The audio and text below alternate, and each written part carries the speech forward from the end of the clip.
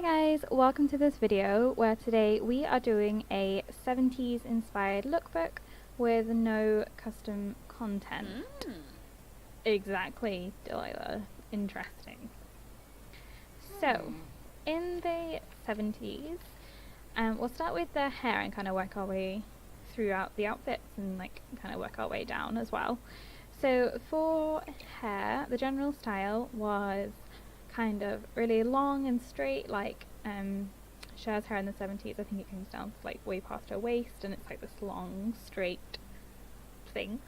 I don't think we really have any hairstyles like that, especially not that long in The Sims 4, but this one works quite well. It's got that long flowy style and also those flicky outfits around the face to kind of frame the face, and yeah, kind of like Farrah Fawcett, or if you've seen that 70s show, it's quite similar to that.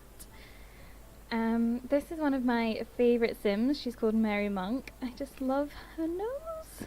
Look at that little bulb. So cute. So yeah, she is currently dressed in, which I think would be quite early 70s. So quite neutral tones were quite popular. So like earthy things such as orange, browns, greens, beiges, and also a fair bit of white. With the length of her skirt, I'd say this is probably more early 70s, as we had the mini skirt in the 60s, and this would be, I'd say, probably just quite early. And that's in comparison to Delilah Antoinette's skirt. The maxi skirt came in a big way in the 1970s, and it'd be kind of like this length. And there are so many pictures of girls or women wearing like long skirts with these kind of ankle boots, and yeah, still in that kind of neutral palette. For makeup, so it's quite pared down on the lips, quite nudie and glossy, and also the eyeshadow, it's kind of quite glittery or glimmery for the eyeshadow in neutral tones again, and they kind of went really hard on the bronzer. It was meant to give them kind of like a sun flushed look in a natural way, but I don't think it's what we'd call a natural bronzer look today. With the hair, with Delilah, I should have said, so in the 1960s there was like relaxers came in, so there was quite a lot of straight hairstyles. In the 1970s, black women and men embraced the afro, so there was quite a lot of looks like this, with the afro just out and proud, and she looks amazing. Again, with her makeup quite pared back on the eyes, and then some glossy lips. For the clothing, so this was one of my favourite parts to do, but it's their athletics wear. So Mary is wearing, being quite late 70s, where running and jogging and things like jazzercise, it all became quite popular. I think it became quite popular in the early 70s, but these tiny shorts were definitely more towards the mid and late 70s. And this was not just the women, the men also had tiny shorts. I'm so glad I didn't have to do a male sim, because they would have looked hilarious.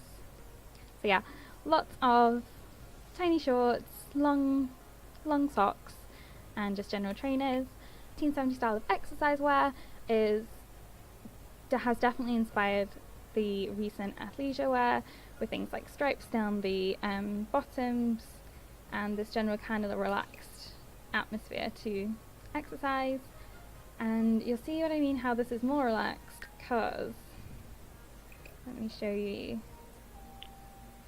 Early on in the 70s, it was much more like this, with these leotards, unitard things, with coloured leggings, which were like fully covered the toe, not toed. Yeah, fully covered the toe, and I mean that's just That's a lot to work out on, isn't it? Oh! Yeah, it is. So yeah, that would be athleisure wear, or just general exercise wear. For workwear, so in the 1970s, more women than ever were entering the workforce and taking over roles that were typically male dominated, and there was just so much sexism. So to kind of, perhaps to combat that and to show that they were a serious force in the workplace, women did tend to dress in a slightly more masculine style, such as this. Oh, she just looks fantastic in everything. So yeah, tailored skirt suits and trouser suits were more popular, along with tailored, what's this called? Suit jackets, and also a scarf around the neck for a kind of modesty, so to hide and to limit the amount of skin on show. And this was meant to show that they were there to work, they weren't there to be ogled or anything else, they were there to do a job. This is probably one of my most favourite outfits that I've just ever put together. The jacket is actually a menswear one. Let me get rid of feminine so you can see where it comes from. Oh, it's actually just base game. And then the trousers I think are with Strangeville, Strangetown? No. The newest thing that's come out. And I really love them. I think they're great design. And then the shoes I think are base game as well. Yeah. I think the hair is as well actually. Yeah, so she is almost completely base game. There was also kind of a simpler look if you didn't want to go as hard for the masculine workwear. So the hair and makeup stayed quite similar. In regards to Delilah's hair, I don't know if people were racist scum even then and deemed this an unsuitable, and didn't agree with the afro in the workplace, but she looks amazing. So, and this is such an ugly top, but it just works so well with the 70s. That's from City Living, and then the skirt's base game, and I think so were the shoes. There was also a kind of romantic movement, so they were inspired by, I think, Italy, with kind of flowing lace and flowing dresses, and there was also quite a lot of pattern. So I think this with the belt is probably not as similar to the style as it would have been, but I really love this pattern on her. There's actually an image of a woman wearing quite a similar dress with her afro out as well, and she just looks amazing. So I really love this pattern, and also with the maxi skirt, also the maxi dress of course came in as well. So in the 1970s, denim was massive, and I mean that in every single possible way. So they had denim jackets, they had denim shorts, really short shorts, and they also had denim, like all-in-one denim jumpsuits, which look amazing, and I wish we had some in the game. But the most common thing when you think of the 70s is flared trousers. We don't really have any proper flared ones in the game, but I really love these with their little flare and also these cute flower details at the side. Within the 1970s as well, particularly in the UK, there was a push for kind of environmentalism, much like there is today, but back then it was due to a miners' strike, which meant that there was only a 3-day work week, and people were trying to save on electricity.